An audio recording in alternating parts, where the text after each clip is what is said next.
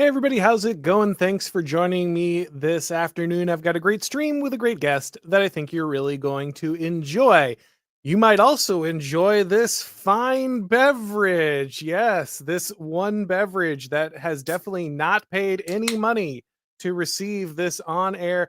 No, just kidding. So it would be really weird if that was how I opened a show out of nowhere, if I started communicating with you like that, just kind of working stuff in that I'm clearly advertising, but I'm not announcing my intention. You would wonder why that's happening. And that's a feeling that a lot of people got recently when they logged on to Twitter, because out of nowhere, several large MAGA associated accounts started talking about the importance of being able to buy soda. Now, they weren't just against like the libs taking away your ability to purchase the soda. Very specifically, they wanted you to agree with the idea that food stamps should continue to pay for the soda of poor people who probably aren't consuming very healthy food or beverages. Very strange messaging, and the fact that so many of them were doing this simultaneously set off a lot of alarm bells. It turns out that there's a much larger story as to how big soda got involved in the online MAGA influencer movement. Joining me today to talk about the curious developments in native advertisement on the MAGA front is Jay Burden. Thanks for coming on, man. Yeah, Auron, thank you so much for having me on. Thanks. Yeah, I know this is a little more of a humorous episode. Sometimes we try to dive into the political theory and philosophy, but today we're going to be looking at the online politics of selling online politics. But before we do that, let's hear from our sponsor. And to be clear, this is a sponsor, Consumer Research. Hey everybody, this episode of the Auron MacIntyre Show is proudly sponsored by Consumers Research. You've heard about Larry Fink and BlackRock and ESG and all the ways that they're ruining your life, making grocery stores more expensive, making video games more woke. Well, Consumers Research has spent the last 5 years making Larry's life hell, and they're just getting started. Their work and its consequences have been profiled in the Washington Post, the New York Times, and most recently, Fox Business reporter Charlie Gasparino wrote a whole chapter in his book, Go Woke, Go Broke, on how effective they've been at dismantling BlackRock's ESG patronage scheme. He's making Larry Fink lose that last bit of hair on his balding head, and you should follow Will's work on X so you can laugh along with him. His handle is at WILLHILD. So give him a follow. Again, that's at WILLHILD on X. All right, so let's dive into the story here. It's a very interesting tale. Early on, our good friend Battle Beagle noticed that several large accounts were simultaneously discussing the merits of having people use food stamps to purchase soda. Now, again, inherently nothing wrong with letting people make their own decisions on what they consume. For those worried, by the way, this is not high fructose corn syrup. Again, I am not being paid by this company, but yeah, it's water and tea, and no artificial sweeteners. So don't worry. I know my high fructose corn syrup bros are definitely watching right now. I am not imbibing. I am not consuming all of the worst things. That said, there was this very strange, confusing number of accounts who are out there discussing why, again, not just that you should be able to purchase whatever you want, but that people receiving government aid should be able to purchase whatever they want. After Battle Beagle, and by the way, you should get all of your news from Strange Beagles Online. That's the most reliable source that one can imagine. I imagine Jay Burden also can attest to the amazing prophecies that come from Battle Beagle. Oh, 100% true. Here's what I would say. Take the exact opposite of what you were recommended to you in a college course. You should get your news from anonymous strangers you've never met on the internet, predominantly represented by cartoon character profile pictures and AI images of animals. Yeah, and if they're going to be showing their face, they should at the very least, be in front of a bunch of heavy metal albums, right? Like that's how you can really speak to their veracity. Possibly. We'll Yeah, we'll we'll see. We'll try it out. you see if ultimately we should trust that guy. All right. That said, Nick Sorter, who's an independent journalist, he's broken a number of large stories. He's been on Fox and all kinds of other places. Timcast, I think he's on a pretty regular basis. But he dug deeper into what happened here. So let's take a look at the post so you can kind of get a grasp in case you're not incredibly online and didn't see all of what's happening here. Clown World is a very popular. This is what we would call a slop account. I think is fair to say, Mr. Burden. Yes, exactly. Right. Pure slop. Yeah, it's an account that goes out of there and looks for the most ridiculous things and posts them. Again, there's always some level of engagement baiting when it comes to, I guess, social media usage. So I'm not here to hate on every one of these accounts necessarily. But it's an account that's dedicated to putting like the most ridiculous kind of woke stuff out there for people to see. It's like a Libs of TikTok type account. And I think Libs of TikTok has brought about plenty of good changes. So again, this is not like a blanket condemnation of accounts that do this, but that, to be fair, that is what this account is. You got Eric Daughtry is another one of these like breaking news, he's posting 1,000 times a day type accounts. I'm not as familiar with the Not Jerome Powell account, and then of course everyone's favorite Ian Michael Chong. For people who don't know this, I guess some people still don't know this. Miles Chong is not in the United States. He's not a United States citizen. He's not involved in United States politics. I think he still posts from Malaysia. And so, but someone who's constantly getting replied to by Elon Musk and others. So, gets a lot of traction online, right? And you can see all of these accounts simultaneously are talking about the blocking of soda for Americans on SNAP. For those who don't know, that's food stamps. It's another name for getting government assistance for purchasing your food. And they're all saying, well, you should be able to buy soda with your food stamps. And look, and you notice they all mentioned the New York City ban on like large drinks. I think it was Bloomberg who wanted to get rid of that, right? And so they're like, Democrats have tried to ban your soda before, and Donald Trump likes Diet Coke, so you shouldn't deny it to people on food stamps.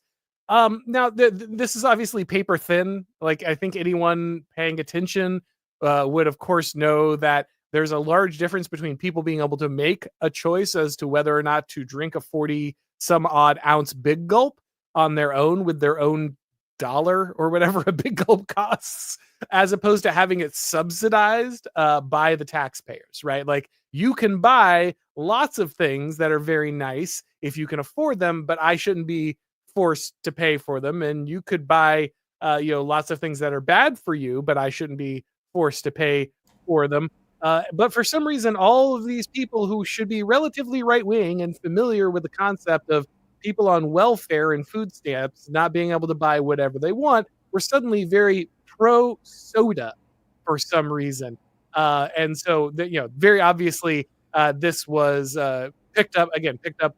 First, what I saw was from Battle Beagle, but then Nick here figured out that there was a much larger story behind this. Did you see these posts when they went up initially? What did you think about these? Yeah. So, just kind of due to a combination of, work and social stuff, I, not always on Twitter all the time. And I'm sorry, so what I saw, yeah, I know it's really shameful to admit as a newsman such as myself. But so I had seen the initial wave. I had just simply seen, wow, it sure is weird that a bunch of people are posting about soda this morning. Because, I didn't spend a lot of time on it. It was just one of the things as I kind of, scrolled before I began my day. And, it didn't, stick in my mind, but it was definitely odd because the moral perspective is a little bit off, right? This isn't how conservatives really normally talk, right? You could certainly say that we should have some sort of food assistance program, right? I can imagine that take. But to say that conservatives ought to support this, even if we take aside any kind of alternative motivation here, it's just a weird argument for one person to make, let alone for the better part of half a dozen, right? So without any additional knowledge, it seemed highly suspicious, right? Because what are the chances? And it turns out my suspicion was not misplaced, right? This wasn't just a random coincidence, right? Yeah. So again, we were among many people who were suddenly scratching our heads on what is happening here. But like I said, and luckily Nick broke down and the everything and got us some more information. So he got a hold of the kind of advertisement bulletin here. So if you've never seen an advertising campaign, if you're not familiar with how this works, this is a pretty common document to receive if you're going to say do a live read on a program like my own. You get the kind of highlights of what the goal is. What are we talking about here? These are what we call talking points. That literally they are bullet points, and they tell you what to say. Now, obviously, you shouldn't just say what's on the talking point, unless you're very lazy, which some of these people were. But you're supposed to mix it with like something that you would say to give it more of a native feel.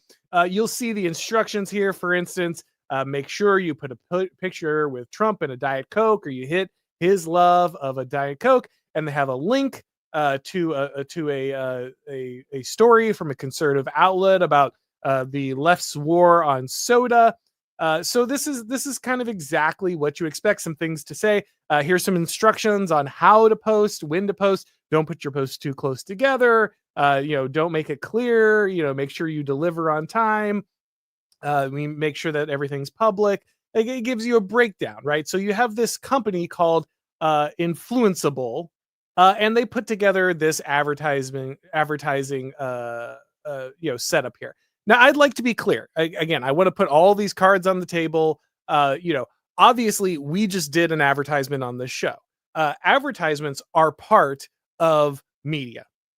Maybe that's not the best thing. Maybe ultimately there are better models. I don't know. But right now, advertisements are a pretty central part in pretty much all of media in order to get these things done. So you're going to have a certain level of advertisements in anything where you're kind of discussing this stuff. People may not like that. I understand that, but ultimately that is the situation we're in. I'm not here to tell you that advertisements are necessarily bad. In fact, I don't think they are. I think that's a certain amount of doing business with what you're doing here. The problem that I think me and a lot of other people have is the lack of transparency, right? When I do an advertisement, I tell you this is a sponsor, right? And oftentimes I like the things that are being advertised on the show. That's usually what sponsors are trying to do. They're trying to line themselves with people who already like their product, already would use it, already think maybe that their audience would enjoy it. So personally, I don't have a problem with that. But every time, even if I genuinely like and am fully endorsing what is being put up here, I make it clear that is a sponsor, right? Like this is sponsored content. I'm not putting this up here just, even if I do like it myself. I'm not just doing it because I like it. There is a compensation going on here, and you should know that before you enter into any interaction with that opinion. I have plenty of opinions no one's paying me to have. But when I talk about a specific product, I make it clear if that you've been compensated, that product is being talked about because of that compensation. And that's not what happened here at all. And not only is it not what happened here, not only do these people not disclose what they were about, but they often introduce this as like their own attempt to fight back against this ridiculous regulation, this thing. But they were doing so in a way that was very not conservative, not Republican. As you pointed out, all the opinions you would expect conservatives or right wingers to have about welfare were countered in this. So not only were we hiding the reason that these posts were being made, but we were specifically going against the values of the people we're normally talking to in the audience and pretending like somehow this links back to our shared understanding of the free market or whatever. Well, exactly, right? And again, I have nothing against advertising either. I have advertisements on my show as well, but there's a sort of responsibility that comes with that, right? You are basically trading on, the fact that your audience trusts you, right? The reason that you have an audience is because people think your opinion is, worthwhile. And so you're kind of renting a piece of that, right? And, if you do your homework, there's really nothing wrong with it. But when people start to freak out is when it seems like, one, you're being lazy, right? You're taking advantage of that, renting it out to literally anyone. Or two, right? You're just doing random stuff they don't care about. You're literally wasting their time. And to be honest, bringing like what's really is a relatively minor point of like welfare administration policy, to this level, it just stinks, right? Like it immediately reads as disingenuous, right? It reads to your audience, even someone like me who's not a particularly engaged consumer of any one of these accounts, as, oh, like you're a shill, right? Which immediately casts aspersions on everything else you've said. Because it's like if you were just going to, copy this, copy paste, and say some random nonsense about, we need to fund, we effectively need to subsidize, the sugar corn industry. Like, I don't believe you've only done that once, right? That seems to indicate you might have some sort of, there might be a flaw in your reasoning. You might have an ulterior motive. And I mean, look, right? Like when we talk about the alternative media, one of the things that really people in alt media like to pat themselves on the back about is the fact that like, oh, we're not like stodgy traditional media. And, there's certainly something true about that, but that doesn't mean that there aren't, untalented sellout hacks, even in alternative media. You see it all the time, right? And look, I'm not casting aspersions on all of these accounts. I 100% understand how someone could be presented with a brand deal that they didn't do their research on, and that's not the end of the world, right? I'm using this to talk about a broader problem. But the problem is, right, when you have alt media, when it's controlled by one person, that means in order to control that node, all you need to do is to get to one person, right? And if you've got that person, right, whether through greed or something else, you've got that node, you've got their influence. And you see it all the time, right? Look into the so-called like Democrat influencers, right? You see these people pop up on, TikTok overnight. They have massive organic followings, right? And what is it, right? Is that really, the free market of people deciding that, Harry Sisson, or however you say his name is just the greatest guy ever? Or, is it a way to basically create that same type of relationship or try to force that, parasocial relationship to get people to trust someone and then use that to drive a narrative, which is, somewhat similar to what we're seeing here. Yeah, and it really is, again, as you point out, I'm not against people securing the bag. Like people got to get paid. People, people need to make a living with what they're doing. But it is the lack of disclosure, and in this case, the direct opposition to the values of the people you're advertising to, which is a pretty big problem. Like you said, that this very particular nuance of welfare policy, it very clearly only comes about because I guess a significant amount of soda sales go to poor people who can't make good decisions about what they're putting in their body. And they can't buy it with their own money, so they need to take that money from you to pay for it, right? And this is directly at odds with basically everything that a conservative audience would believe, and yet it's being sold as a conservative idea because it interacts with the free market. It's just so cynical. It's just so obviously, again, people sell things. That's okay. I get that. But the cynical nature of this is really bad. And you can see right here, he's got the text that some of these influencers received. Influencers were texted telling them to help push back. Some were paid between several hundred to even $1,000 for each post for attempting to turn MAGA against RFK and Maha. So again, this is basically the soda industry recognizing that someone entering into this administration isn't on their side. Like ultimately is against the product that they're putting out because it's bad for people. Obviously doesn't want it to be subsidized by the government, by your tax dollars. And they're being paid to go to like basically fight a civil war with people inside the administration who are against this, and getting paid $1,000 a post. Now I gotta say again, I'm not against people making money, but I don't know if my credibility is worth $1,000. Like it's not a small amount of money, but my soul would slightly more. Like feels like that number should be slightly higher. I get like you could put like 4 or 5 posts out, but even then, still, it seems like a very small amount for selling a credibility for very large accounts. Well, and there's a famous internet comedy sketch, right? Centers around a couple guys in a road trip. And, one of them asks like, oh, how much would it cost for you to do something disgusting? And the first guy's like, oh, $1 million. The second guy's like, maybe 750. And then the third guy's like, $200. And it's immediately suspicious, right? Because it's like, wait a minute, this is supposed to be something really horrible, something you'd really have to think about. And similar, like to your point, exactly right. It's like you were basically, selling out. And for what?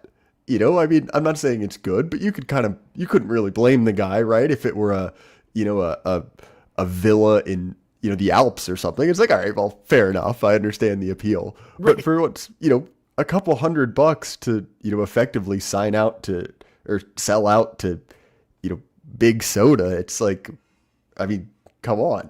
Now, admittedly, I'm going to need at least like Kia down payment money, right? Like, yeah, exactly. like the down payment for a reasonably priced vehicle would yeah, a certified pre-owned base model Nissan, right. At least something like that. Right. I need money that allows me to live in that kind of luxury before I would sell my credibility out. It just seems really low. Like it feels like that's more. It feels like most of those accounts make way more money every month just with their Elon bucks. So it exactly. Can't be worth selling your credibility and losing the Elon bucks traffic just for that, right? Like even forget the morality and everything. Like just from a pure value standpoint, that can't be worth it. But they did it anyway, I guess. Yeah, I think that there's something else to be just as a brief aside in this, right? I am far from, one of these, health or sugars people, right? It's a whole sphere. They get very much into it. But just as a historical aside, if any of you viewers are interested in the question of what crazy things will soda companies get up to, there is a whole long history of Coke and Pepsi doing all sorts of absolutely insane stuff that is much, much worse than paying a few influencers, right? Sure. They have in court been found guilty of funding violent paramilitary groups, ordering assassinations. This is not me alleging this. They were found guilty of this in court. So to say, like, these sort of companies, it is very much in their wheelhouse to do things that are a little bit shady. But that is not the point of this podcast.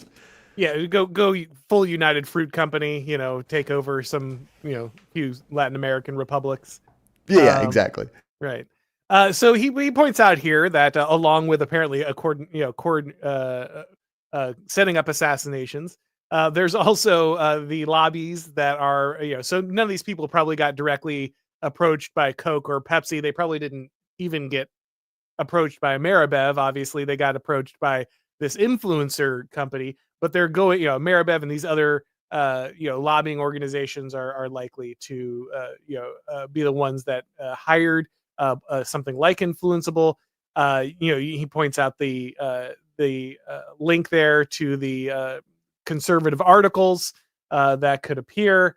He points out that this isn't the only product that does this. Things like movies, you go out there and do this, and look, like I did an advertisement for Sound of Freedom, but I did it on my show. I did it because I made it clear it was an advertisement. And by the way, I actually like that movie.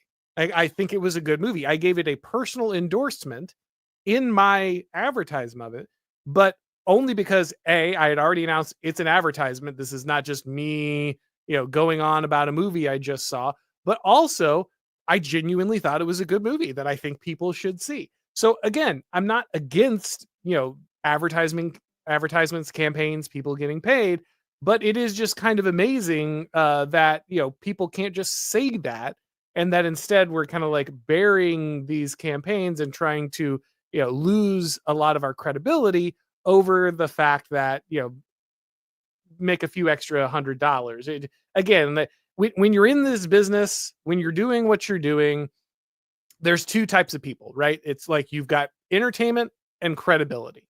That's really what you're looking for. Either this person is just highly entertaining, or this person is someone I trust in some area. Maybe it's political theory. Maybe it's what's going on the Hill. Maybe it's deep diving into corporations.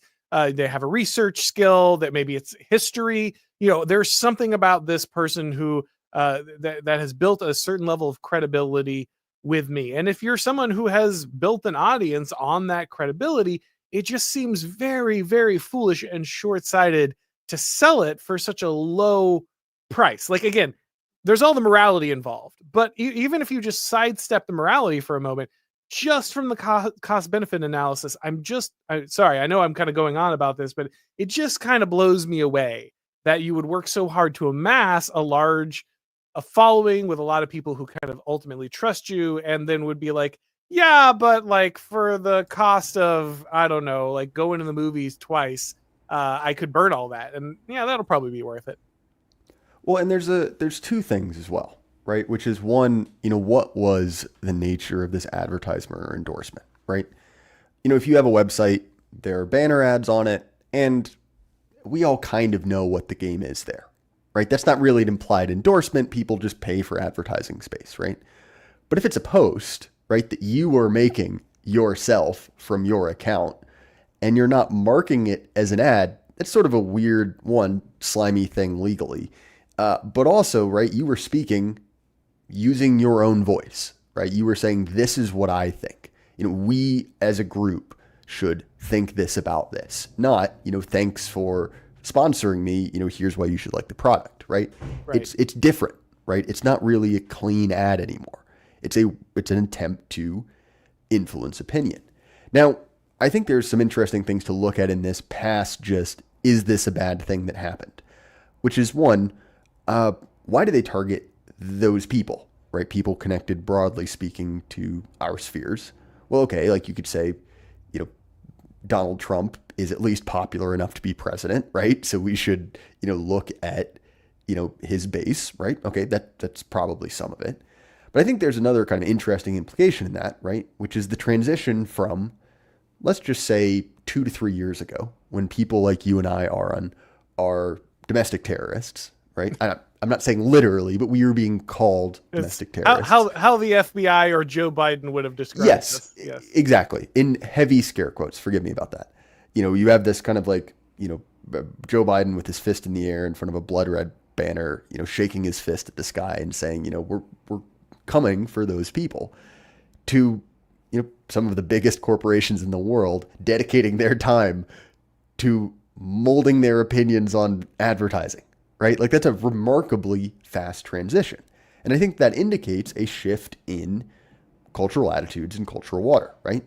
Because I'm constantly fascinated by why do rich and powerful people pay attention to this bizarre corner of the internet, right? Because purely by the numbers, I mean, some, but not as many as do, right? This is an area that punches well above its weight.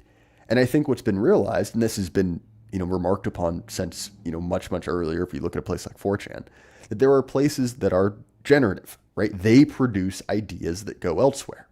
And I think that that's what you're seeing, is that other people who don't necessarily have the best of intentions, have recognized that this is fertile ground, that if you seed something here, it goes elsewhere. And they're looking for a way to profit off that, right? With an operation like this one. And I'll put it this way. These guys got caught. They were not the first people to come up with this. Right. This has happened before. And this one's easy to see because it's a low rent advertising agency. But to kind of put on my tinfoil hat for a little bit, you got to wonder, if this was a foreign power, some sort of political organization with more resources to throw around, there's a very real chance that we might never have even noticed. So sorry, Auron, that's a lot for me to throw at you, but do you see what I'm kind of getting at there? Yeah, no, 100%. And so let me relay story time with Uncle Oren. Let me tell you about my experience previously with this. So when I was a local reporter, right, I'm just a local reporter working the beat. I go to these different political events. I do politics and I do crime for a local newspaper. I show up to one of these local meetings, and there's this group that is pushing to end greyhound racing in Florida, which is where I'm a reporter at the time. And when I show up to that meeting, they've got all the animal rights activists. We're down with greyhound. It's inhumane. We got to get rid of these greyhound tracks. They're abusing dogs. Wouldn't you like to? And they start signing petitions and getting people riled up. And I was like, all right, well, it's a political meeting. That's what they do. Then I went to another political meeting, and the same people are doing the same push. And I thought that was a little weird because the venues had very different demographics. One was very Republican, one was very Democrat. I know while I'm there, I'm a professional reporter. I have to go to these things, but you're not really targeting your audience in that scenario. Very strange. They show up to like 3 or 4 more of these things, and I start to get suspicious. I look into it, and I find out that the Seminole Indian tribe, who owns all of the legal casinos in Florida, uh, has basically contracted out these animal rights activists, because the only organization other than these Indian casinos that are allowed to run table games in Florida are parimutuel facilities, dog tracks. And so the only competitor to the Indian casino was the Greyhound track.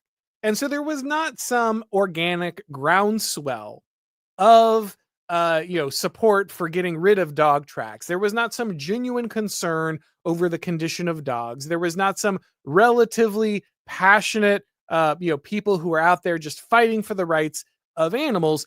These people were bought and paid for under the guise of being animal rights activists to basically clear the way for casinos to get rid of the only other competitor for gambling inside of Florida. And by the way, it worked. They like this campaign worked. They got the ballot initiative necessary. The referendum, the popular vote in Florida can alter the Constitution, and they banned greyhound racing in Florida. And now, Seminole Indian casinos are the only ones who can run any gambling inside of Florida. So not only is this established practice, but this is established practice that works, and works to the tune of billions of dollars, right? By moving out the only competitor, the Indian casinos made billions of dollars by lying to people and telling them that this was all part of their ability to, get rid of this animal abuse, right? So this is, to your point, something that is prevalent.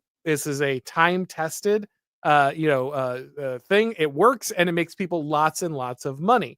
So in some sense, this has always existed. However, there is a positive aspect of this, if we can point to it here, which is, in some sense, this is an indication that we are culturally ascendant, right? As you point out, you and I were people who were being called domestic terrorists by the White House and the president of We the are United not States. domestic terrorists. Yes. We were falsely called falsely accused of this by the president of the United States. The people who who run intelligence agencies and domestic security agencies were labeling anyone to the right of the Wall Street Journal as being this. And now all of a sudden major corporations want to plug themselves in. So in some ways, this is like a growing pain, right? Like this is a victim of success scenario where, yes, it's really ugly that some of these accounts fell for this and they sold their credibility over this. However, in some sense, this is a good indication, because the simple fact that people would invest this much time and money in spheres like ours, recognizing the power that they wield, even when it comes to policy, like government policy, that is ultimately like a positive thing, right? Oh, 100% it is. I think that this is an important moments like these can serve as kind of an important check on how we view the kind of basic populist premise, right? The idea that, left to their own devices, right? If you give people, access to information, they will come up with the right conclusions. Because the problem is, right, when you have these kind of decentralized narratives, and I mean, to be fair, this could be done in a centralized way as well, but when you have these unorganized systems, they're very easy for outside organized actors to come in and game them, right? Like I guarantee all of those accounts, right, weren't talking to each other trying to say like, oh, hey, how are we going to plan this, right? It's the ad agency, right? They went in, they were able to, organize something. And so I think that it's really important to, one, be cautious, right, of where narratives come from, right? Where ideas are seeded, right? They didn't just appear out of nowhere. But at the same time, you're 100% right. The fact that these people are trying to do something that's a little bit nefarious and scummy in our neck of the woods, it's like, oh, well, hey, look at that. We're big enough to get a really bad advertising campaign. And you know what? That's better than nothing, right? It indicates that there's value there to be extracted. But you got to remember, right? People come to that, area because there's value there. But not everyone there is contributing, right? Not everyone is, bringing interesting ideas or, kind of ahead on certain news issues. And to me, right, I think that it's something to be very cautious of because this is a collection of ideas, a collection of people who are moving from the fringes to the more mainstream, right? And there are problems that come with that. Look, like if you take another, pick your poison, right? Another hobby you might be interested in as, a viewer that's very, very mainstream, the players are kind of known, right? You have the big people, you have people in the middle, and there's, a natural turnover. But when it's kind of going from, this situation where everyone is very small, everyone's anonymous, there are all these kind of like, ghettoized different communities. So there's difficult to tell, right, who the players are. There's a big shakeup. And some of that's good, some of that's exciting. But other times, right, that creates opportunities for, shall we say, disingenuous forces to act. And I think that's what we saw a little bit of. To me, it reminds me, very much of something that Curtis Yarvin said, which is, he's someone who ideas have been massively mainstreamed, right? I have some of my friends' mothers telling me that they really like the New York Times podcast. And if I've ever heard of this guy named Curtis Yarvin, like that's a guy who took a blog and, became very successful with it. It's going to be the moment where your grandma leans over and is like, have you ever heard of the Sex Pistols? Yeah, exactly. Right. But point is, he has this idea, what is success, right? And basically his idea was success is having your own ideas explained back to you by someone who's not particularly intelligent. And he said it in a cruder way, of course, right? But I think that there's going to be some of that as well, right? That these ideas are getting mainstreamed. They're getting mixed in with mass culture. And there are pros and cons to that, right? They're getting popularized. They're getting mainstreamed. But things that didn't used to happen in this weird little corner of the internet where we share ideas, well, they're going to start happening, right? Because there's more eyeballs here. There's more money to be made. And so, this was a very low end scam, right? At the end of it, right? Guys got a couple $100 to say something kind of scummy. It doesn't really matter in the grand scheme of things, but they're probably going to keep happening. And when the numbers go up, when it's 10 grand instead of one, you'll see more people go for it, right? You'll see more people basically decide to sell out. And this has happened in other, conservative or right-leaning institutions, right? Go through a lot of those Tea Party Republicans and look how they were voting 5-10 years later, right? When the checks get bigger, more and more people start to compromise. And I think it's something we should be aware of. Yeah, and I think this leads into a more interesting scenario because, of course, as you point out, we've got all the populist movement isn't incredibly organized, and so it's very easy for people to enter. Sometimes the gatekeeping is not always great when it comes to this, and of course, we see it when we see kind of this grifting, right? But also remember, we're seeing this same thing ideologically, right? There's so many people who were very liberal or were moderately liberal. And all of a sudden, Donald Trump is winning. The momentum's on the MAGA side. And all of a sudden, they're like, well, it turns out that I just happen to also be a liberty enjoyer, fellow Republicans. And they start, kind of spouting all of their same talking points, but while calling themselves MAGA or, right wing or, post liberal or whatever. And that's why it becomes very important to start to measure, what these people are saying before you elevate them to positions of leadership or intellectual notoriety, because a lot of it could be, this laundering. They're probably not getting paid to push, I don't know, their, post-war consensus garbage or whatever, or their woke right garbage. But it's the same type of thing, right? Like they assume the form of the movement so that they can write it.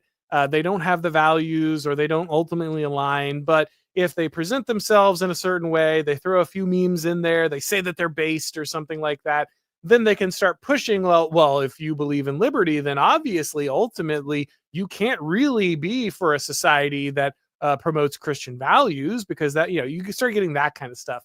The people who have no affiliation, no real overlap in belief or culture or shared goals, but they want to tell you what the movement is, right? Like, well, actually, this is what you believed all along, right? And like, there's a lot of that happening right now.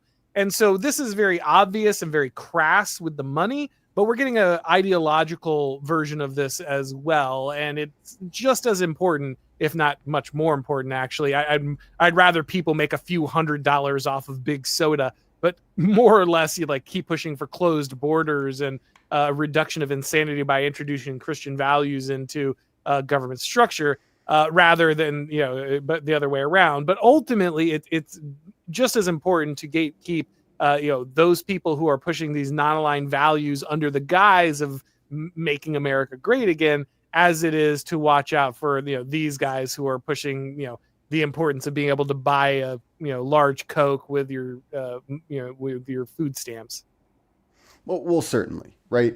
And look, like this is ultimately kind of a silly story, but it's a useful prism to investigate something that happens all the time, right? Which is that there are people who, see that there is something to be gained by presenting as part of a social group, and so they cynically put that hat on, right? They adopt the mannerisms as in order to economically profit, right? And you see this all the time, right? You have 100% heard this story before, right? That XYZ, either failing actor or musician or influencer all of a sudden discovers that they are, they have conservative politics, and they use that to sort of relaunch their career, right? They become, a specific micro celebrity. And oftentimes those people end up, burning out, right? They end up, sort of revealing themselves as, doing something cynically. They reveal themselves as, acting only right in their own best interest. And look, that's very human, right? That happens all the time. Shouldn't be shocked by it. But at the same time, right? If you're on the other end of that, right? If you're reading, if you're, taking them at face value, there's a betrayal in that, right? You are dealing with someone who's not an honest actor, who is acting cynically. And that's important to police, right? Because if the primary thing, and this is what I do think our circle offers, is we have, answers and analysis that you can't find elsewhere. That's a genuinely valuable and unique thing. And if that is being, distorted or diluted because it is profitable for people to, come to the table, right? Or, try to present themselves as contributing. Well, that's something that needs to be addressed. It's not impossible to solve, but there is all of a sudden, there's a new incentive, because what was the incentive to have our kind of politics 4 years ago during 2020? Well, it certainly wasn't economic. I'll tell you that, right? It certainly wasn't social, right? You had immense, pressures on all fronts. And so, you could be pretty well assured that everyone here was here because they actually thought it, right? Because otherwise, why would you ever say these sort of things, right? I mean, recently, I don't know if you saw, people were talking about the period in time where digital blackface was a big deal, right? Like if you used GIFs or, Memes or reaction GIFs. images, that didn't correspond to your literal physical skin tone, that was a problem. That's just kind of like a example of how nuts things were, right? But, you have a time now, like you said, where, these ideas are becoming more popular. It's kind of the way the wind is blowing. There's going to be more of that opportunism. No, it's going to continue to be an issue, and I think people need to be vigilant for it. Though, like I said, I think the ideological version of this is far more dangerous than the commercial version of this. And the good news is that something like Twitter holds people accountable, right? The fact that this was immediately noticed, it was immediately the story was broken, warnings went out. This nobody got away with this, right? I'm not saying obviously that no one has ever gotten away with this, but the point is, it's very easy for this to get noticed, very easy for this to be brought to the attention of the people who are being kind of sold this opinion, and that's good. Like that's a healthy movement. Is one in which the accountability is very swift for this type of behavior. And to be fair, Eric Daughtry came out and specifically said, "Hey, yeah, I did this. It was super stupid. I'm sorry. It won't happen again." Maybe that's good enough for you. Maybe it's not, but I just wanted to put in there that he did acknowledge this and apologize. And that's really all you've got at the end of the day when you're trading on your reputation. So hopefully an incident like this will encourage people to be far more thoughtful about the type of deals that they take, be far more willing to first make sure they're not selling an idea that is against the values of who they are talking to, but also something that ultimately they would disclose if they receive that kind of payment. Again, I'm not against advertising, but just tell people it's advertising. And finally, it hopefully raises the level of people who are often interacting with these slop accounts to recognize, like, okay, well, just because somebody's going through a bunch of memes and posting a bunch of stuff that blows up doesn't necessarily mean that they are sharing all of the values that I have, right? That's not ultimately the indication that this person is someone who I can trust on a regular basis. But that said, we have a number of comments from the people. So before we move to our super chats, Mr. Burden, can you tell people where to find your fine program on which they may, at occasion, run into an advertisement or two? Yeah, so you can find me on The Jay Burden Show, which is on Apple, Spotify, YouTube, anywhere you listen to podcasts. A different format than this. It is an interview show, right? It's a little less topical. Normally it's on kind of a book, piece of art, something like that. If you are interested, and there's a huge crossover in guests between my show and yours, please check it out. Highly recommend it. I think I had Auron on most recently to discuss his book, which is quite good. So again, Auron, I appreciate the opportunity to come out. And I'd like to be clear, I did not pay Mr. Burden for that advertisement in my book. That was a not a native advertisement. I will not slide him $5 under the table as soon as we're And done. I'll tell you, and this is another thing, even rarer on podcasts, I actually read his book. That is shockingly rare, sadly, as you realize as you do book press. But yes, It is kind of funny, and this is a complete inside baseball aside. If you have actually read someone's book and you are, because they're your friend, you want to support them, listening to them talk to someone else about their book, yes. And you'll listen to the host ask questions and you're like, you didn't even get through like a paragraph in the opener here. You were really just going off the blurb on the back. And I hate it, right? Because it's like, oh, come on, that's lazy. But there's another part of me that's like, I do admire the sheer gall of that, right? Just like whatever Bill O'Reilly style, will do it live. Right. Yeah. It's just the I got the Cliff's notes. Let's do this, right? Yeah. Yeah, exactly. It's very true. All right. So let's see here. We've got Arthur and Callie. Sorry, or Callie, maybe Arthur and Callie. Maybe maybe if the shilling didn't come across as fake and forced as the Truman Show product scene, then it would have made more sense. Promotions can be done in a way that feel at least somewhat authentic. This was crass. Again, I agree 100%. I have advertised products on this show. In fact, most of the time when I'm advertising something on the show, it is something that I genuinely think is useful, or I think is a positive thing. Oftentimes, like I said with the movie, I have watched the movie and actually really liked it. You can advertise for things that you think are valuable or positive. Like those are options for you.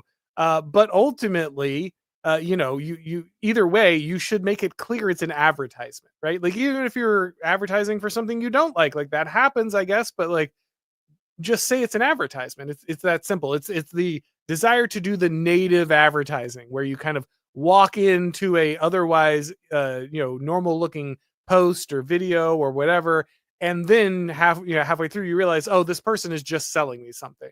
This is not actually their real thoughts. This is not actually their real opinion. This is not something that they're just recommending to me. It is something that they've been explicitly paid to do. And as you point out, when it's just so nakedly against the interest of the people you're advertising to, that's when it really looks crass. Jacob says, why does the fat Malaysian get all the cola sponsorship? Where's my money, Dr. Pepper? I will shill. Yeah, Jay Burton, this is really the true scandal here. Where is our Dr. Pepper money? That's actually, I'm just mad. I'm mad I wasn't invited. I 100% would have sold out my audience for however much they were offering. And I'm just upset that no one asked me. Yeah, what's the old joke? We already know you're a whore. It's just about what the price is. We're just negotiating the price. And I'm offended I wasn't asked. Right. like certainly there is some number of money, amount of money for which I would sell my audience out, and I wasn't even approached with this $100 to sell my soul. How terrible. I'll put it this way: if any federal agencies are looking, you know where to find me. Well, they might actually. That's kind of the problem. But yeah, exactly. And when we sit down, I fully expect to be given a lucrative offer to shill, and I'll be happy to consider it. Yeah, we're on the same team now, right? Like that should be the yeah. Micah Pohl, the great Micah Pohl says, I'm going to be a real here, guys. I take the money to shill Milo's sweet tea. Well, that's what I have here. Not to do the ad. I've got the liquid death tea. But like I said, it's like, there's only like 4 grams of sugar or something. No artificial sweetener. I did not get the high fructose corn syrup. So again, hopefully, I'm sure the health bros will tell me why this is also bad for me. I'm sure that's coming. But I did my best to avoid it at this moment. The healthiest sweet tea I can get a hold of. He also says Brando has paid off all the slop accounts. It has electrolytes. They said it's over. Yeah, it would be that I would have respected, right? Like let's get the full idiocracy, President Camacho advertisement in there. I would have been behind.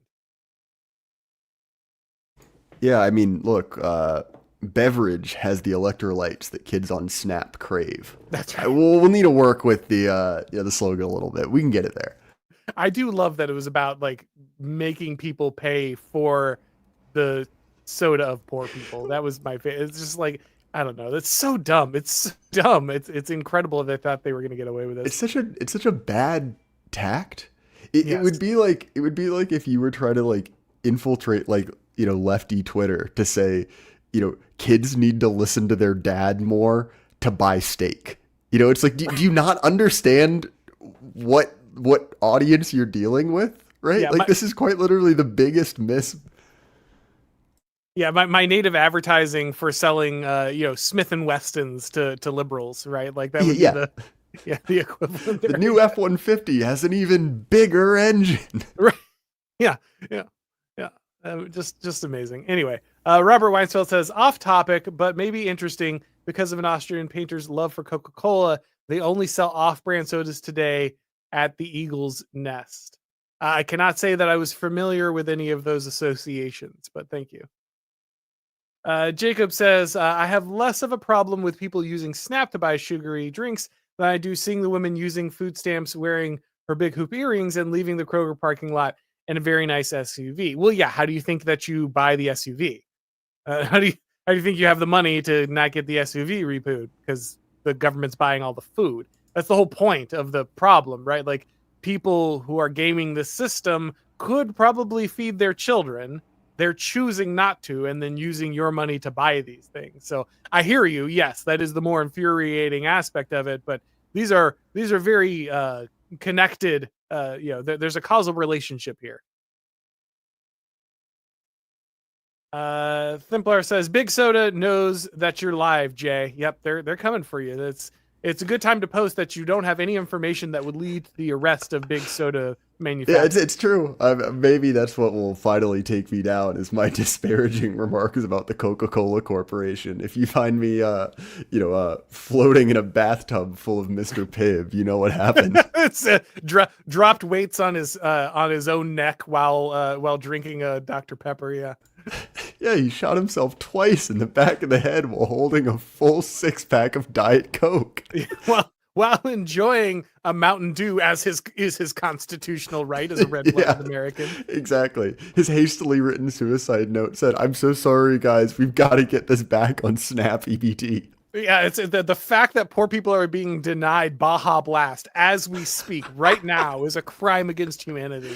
I just want to say, if I do turn up dead, I have no intention whatsoever to Baja Blast myself. I'm in perfect spirits. I want to live a long and happy life. I'll see myself out. Well done. All right. Templar says their worst sin is that they've been destroyed and betrayed themselves for diabetes. Yeah, again, just not worth selling your soul for on that one. Aramaic Discourse says this was all organic grassroots upswelling. Please ignore the Coca-Cola sales enforcement squad behind me. Yeah, blink twice if you currently have a death squad sent to you by Ameribev. Please let us know. Michael Robertson says, "Oh, awesome! It's Jay Burden. Thanks for all your good work, man. I really enjoy your podcast, Timeline Earth." That's true. That is my podcast, and I'm glad you enjoy it. I was gonna say, you've renamed the podcast. No, Timeline Earth is another show that I am claiming is mine. Other people host it, but let's be honest, it is mine. Okay, fair enough. I was not inside enough on this joke to properly assess the super chat. This is Beaver inside baseball. I'm left out in the cold. A name I will not read, but thank you. I've noticed an annoying trend where dissident rightoids are cool with the anti-YouTube commies just to spite Israel. People like Jimmy Dore. Yeah, I mean, that's true. There are people who I think ultimately align themselves with those that they would not otherwise have political alliances with simply over the issue of Israel. And I don't think that's wise. It leads you to make a lot of, Prudentialist and I were making this point, right? Like I am an Israel agnostic to the point of just don't take my money. Don't take my troops. Don't take my money. You guys are a sovereign nation. You do what you want, but I don't want any of my blood or treasure being expended. That's just not America's problem. But there are people who have a more, a larger chip on their shoulder when it comes to Israel, and they'll put themselves in weird positions where they're like, "Well, I don't want this Palestinian guy deported," and it's like, "Well, I do. He shouldn't be here. He hates my country. He's here as a guest. I would like him deported for other reasons than he protested Israel or whatever. But ultimately, if he's getting deported, that's what I want." So I agree with you ultimately. I think that there are positions people put themselves in just because they have a larger disagreement with the nation of Israel and often put themselves on the sides of kind of weird political company when they do that. It doesn't mean I want, Israel deciding my foreign policy or my domestic policy, but I'm not going to side with, Palestinian protesters who would happily murder me and my family if they ultimately, could, just because they have some, opinion that you might mildly disagree or might mildly agree with when it comes to, I guess, Middle Eastern foreign policy. So, yeah, I mean, look, the world is not univariate, right? There can be, multiple interest groups or problems, different things can happen at once. And oftentimes what you see is when someone gets obsessed with a singular fact about the world, right, that they either like or that they don't like, they tie themselves in knots, right, to make every decision in response to that one variable, right? So if, Israel is your the thing you want to minimize the most in American foreign policy, that's your one variable above all else, you can put yourself in ridiculous situations. Similarly, pick your poison, right? Right. And this isn't to take some kind of fence sitting position at all. It's just to say that in the real world, you live under certain constraints. And if you build a mental model where there is only one line and all we care about is if that line goes up or goes down, you'll find yourself believing and supporting truly ridiculous things, much like our commenter just brought up. Yeah, just don't tunnel. Don't see the forest for the trees. It doesn't mean you can't have an opinion on a specific issue, but just don't let that don't drive you to make stupid decisions like aligning yourself with people who hate you or hate your country just because they might agree with you for a moment on one thing. Templar says right after the electric state having Mr. Peanut signing a surrender treaty to Bill Clinton really made the week. Did I just have a stroke? I don't understand what that means in the slightest. I'm glad. I was gonna say, do you smell toast? Is that just me?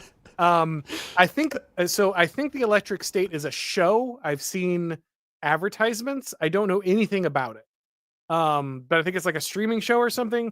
So I'm assuming he's talking about the events of the show. But sorry, man, that one is super inside baseball, and to the point where we can't decipher it. But appreciate the support. And then Zhang Wei says Jay Burden smokes Sherm. I don't know what that means again, but I don't know. Should we verify this accusation? I have no idea. I don't know what it means either. Okay, I think I've just played up a joke. I hope that that's nothing bad. It might be something from The Simpsons, but I'm not entirely sure. We'll go with that, and if it means something else, I did not know what I was saying yes to. Are we not online enough, Jay? Is that possible? I feel old. I feel like, are we? I mean, I am old, but you're not. So, you have no excuse. Is this how you feel all the time? This is agony. I wonder what the kids are talking about. Why are these things that I don't recognize? I'm angry at all of them. They're on my lawn. It's only, you're only a few years away from knowing exactly what this is like. This perpetual confusion. I see why you people are always upset all the time. This is horrible. Yeah. Basically, who took my normal world and made it confusing? Yeah, you're going to be putting the little tennis balls on your walker soon, looking for the early bird special. It's only a matter of time. That's true. I can already feel my pants just migrating higher up my body, working their way under your armpits. Yeah. Yep. It's just a matter of time. 25-year-old, and I'm already looking for retirement homes. Yeah. To be fair, I've been old my whole life. So I'm just arriving at a destination I've already been, I'm finally, the biology is catching up to the spirit. You know what I mean? So not a big change for me. All right, guys. Well, we're going to go ahead and wrap this up. It's been a good time. Thanks everybody for joining. Of course, you should be checking out Jay Burden's show and his account. So if you're not doing that, make sure that you do so. If you're first time on this channel, you need to subscribe on YouTube. Make sure you click the bell and the notifications so you know when these streams go live. If you'd like to get your broadcasts as podcasts, then you need to go to your favorite podcast platform, click on the Auron MacIntyre Show, subscribe there, and leave a rating or review. You guys, it continues to grow. It's amazing the level of growth that the show has been getting on the podcast side. So thank you so much for doing that.